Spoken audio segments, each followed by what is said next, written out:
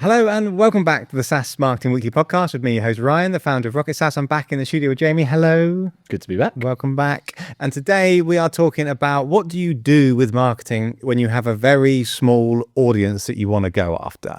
We meet a lot of SaaS companies that are only targeting like maybe a few hundred companies or even like 1,000 companies. And how do you go after them? Because it's naturally very, very difficult. Or I suppose even if you maybe have got a bigger audience, but you've also got an ABM list that is a very small group of people and companies that you want to go after, it's certainly a challenge. You know, this additional kind of spray and pray marketing is not necessarily going to work. So Jamie, our resident expert here, is going to tell us how we're going to tackle that. So maybe dive into the problem a little bit more. Yeah. I think it's a good chance to kind of dive into because obviously a lot of companies, like sometimes they have only a really small market they can serve. So let's say that we've got company A and they have 500 companies in the whole world that could potentially work with them, right? But that's just the limitation of their business, right? But that's who they could serve.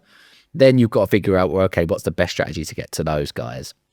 And I think the way that we kind of think about this is that if you've only got 500 like companies like in your list that you could like actually serve at any one time, like the way that we'd apply our thinking to it is that if we apply a kind of buying dynamics to it in B2B, if we say 5% are in market at any one time, that's a very small number of companies that could actually be ready to buy or have a need.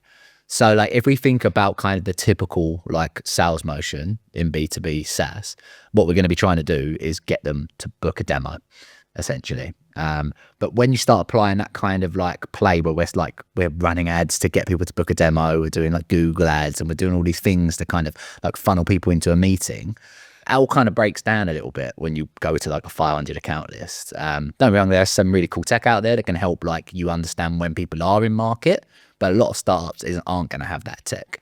And like in reality, like your chances of converting using those tactics, trying to get someone into a meeting, a sales meeting, a demo, drastically reduces. Like that 5%, that's like what, like 25 companies at any one time. Like if you think about competition, timing, they might have already had their mind made up when they go in market. All of these things are working against you. And so that's the issue, is that I think that if you think about your chances of converting those people are so reduced, I would argue that actually we should reframe the strategy so that we are the first person they think of when they go in market instead. And you should reframe all of your investments in terms of things like ads and just in general the marketing motion to focus on something different than just kind of trying to push someone into a meeting. I think we're going to talk a little bit about that now. So yeah, I think a great way to look at it is looking at the community side of things. So if you're going after a very niche audience, let's say there's just not many of these job titles that exist in the country that you're going after. Let's just to use some example. If you're going after like sustainability experts for AI data centers, you know, there's not many of them around. So therefore, those people in those job titles or in those industries are kind of lonely. They haven't got many of their peers to kind of tap into, and they haven't also got many resources to tap into. So like conversely, this podcast, the SaaS Marketing Weekly podcast, we're targeting marketers and founders of SaaS companies. And there's almost endless resources for those people to tap into. There's endless blogs and webinars and other podcasts that they can listen to. So that's you know, benefit, that's good for them. But if you're going out to a very niche audience, they don't have communities to tap into. There's not a podcast or a webinar series that exists.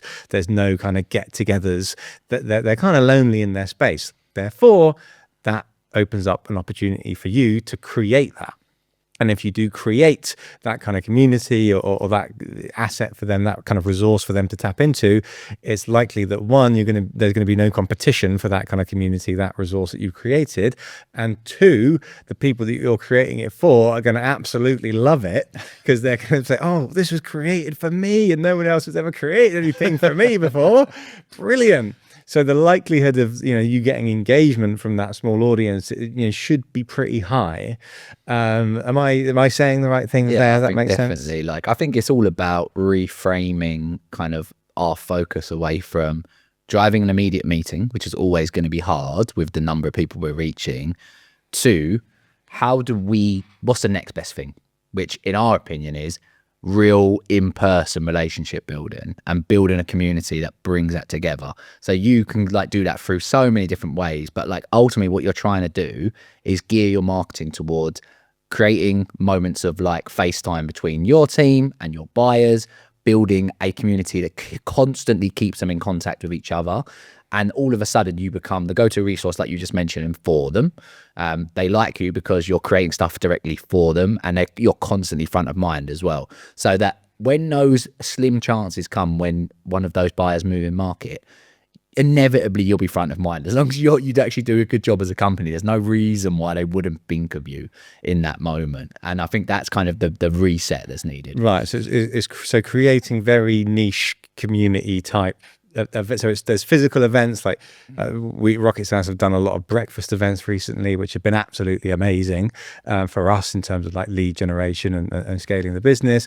But there's also the digital versions of that, like creating a webinar series. And, you know, don't be worried that you're going to have a low engagement rate. You know, you might not get many people sign up for it because I'm presuming that if you're going after a very narrow audience, this is going to be high deal value. Like if you're going after a narrow audience and it's low ticket, then you haven't really got a business. So I'm presuming that it doesn't take many leads or many sales for you to be, you know, very, very happy. So don't worry about kind of low engagement numbers. So yeah, breakfast events, webinars, the podcasts, newsletters, irregular blog series, and then there's tables, all sorts. Yeah, roundtables is the classic. Yeah. So and then I've obviously talked about this a lot, but there's the sub brands as well. So again, I talked about this on the previous episode of the podcast. Rather than running it all from your company account, which can be quite skeptical and quite salesy, you could create a sub brand for this community. You know, you could call out their job title and or their industry in the name of the community. You know, my sub brand is called SaaS Marketing Weekly. You know, we've got the first two words are the industry and the people that we want to consume this content. So creating, even a sub brand and buying the domain name and creating a landing page, this is educational. You know, we understand this is a small niche industry. We've created this community to help you to network off each other, meet other people in this, relatively small, industry community that we're in.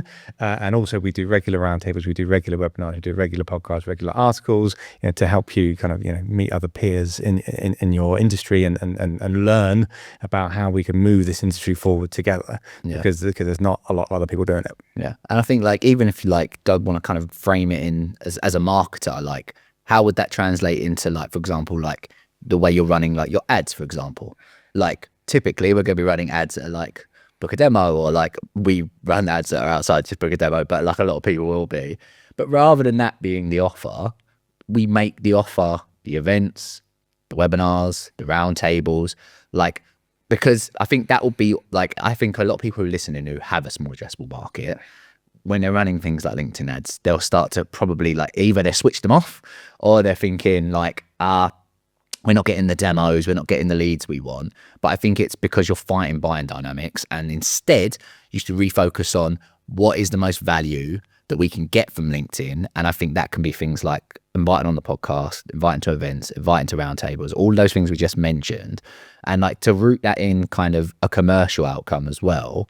If you think about all the stuff that you can do once you build that relationship, it becomes really valuable. Something that me and one of my colleagues, Jess, were talking about just before the start of the new year, something that you can do, if you're inviting people onto a podcast, all of a sudden that podcast can become a gold mine of insights for what's happening in that company right now. And all of a sudden you understand that company at a much deeper level if you're talking about the way they're running their business, for example. And if you're building that relationship, understanding their challenges, understanding their pain points, if your sales team start reaching out to their team, they know exactly what to talk to them about. They can have real conversations about their business rather than just kind of generic robotic outreach crap, basically. And you can kind of see how that relationship being built can all spiral into different parts of the go-to-market motion, and you can actually have much, much better success to crack into that account. And that's the game, really, at that kind of level. When you've got 400 or 500 accounts that you can go after, because that's literally all you can serve, the more you know about them, the better, because like if you have to understand their challenges at a deep level to be the one they pick, especially as you're waiting for an opportunity to come up. You're waiting for one of these accounts to go in market. So you better know them best so you can give them the best pitch possible, the best experience possible, and just in general serve them better. Yeah, and another thing that's just sprung to mind is utilizing your case studies and your social proof in a massive way. Like presumably you do have some customers that are in this very tight knit group, and if you've got a tight knit group, it's often like a quite incestuous industry where everybody kind of knows each other. So therefore, you should try and squeeze as much juice as possible about of your existing customers. So getting their logos on your website, not just having a boring case study article, but interviewing them, turning that into small video clips, getting your customers to come on a webinar or a podcast with you and just talk about the industry and also give you a bit of a plug. And then the people in that small community start to think, oh, well, they're working with so-and-so, I know so-and-so. And that can really, generate interest as well. So I think the smaller the target audience, the more emphasis and power a case study can have. That's what I think. Cool. All right. I think that's it then. Another quick episode for me and Jamie. We're on a roll this year. These short little quick episodes. So yeah, I hope you enjoyed that. If you are going after a small audience, if you do need help in building a community and doing these things like podcasts and webinars and events and all the things that we talked about today, Rocket SaaS, we do that for ourselves. We do that for our clients. We're expert at targeting for SaaS companies that are going after a lot of people or small people. We know it all, don't we, Jamie? Well, Jamie does. I don't. So if you're interested in working with us, we can essentially become your marketing department or an extension if you already have a marketing department. Our prices start from £5,000 a month. We do strategy, content, ads, building lead magnets like we talked about today, optimizing websites just to ultimately help you scale the business through great marketing. So go to rocket-saas.io. If not, that's fine. I'll just see you next week on the SaaS Marketing Weekly podcast.